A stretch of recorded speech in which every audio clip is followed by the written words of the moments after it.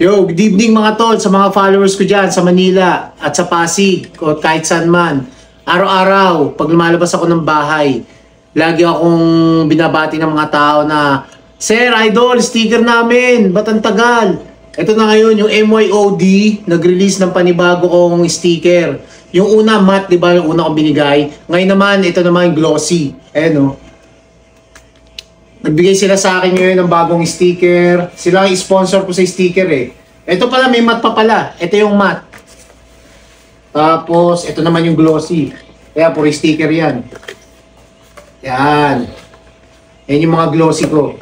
Ngayon mga tol, kung magpapagawa kayo ng sticker, yung mga bago nagbablog dyan, puntahan nyo lang yung MYOD sa 168 Mall, ground floor sa Soler Street.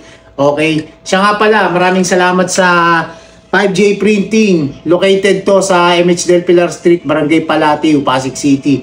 Kung gusto nyo magpagawa ng mga maangas sa jersey, ang magaling dyan yung 5J Printing. Okay? Mabait pa yung may-ari. Ang pangalan ng may-ari nito si J Babol. Puntahan nyo siya dun sa address na makikita nyo dyan sa screen. Okay? Magandang gabi sa inyo. Salamat sa lahat ng followers ko. Ingat lagi. God bless.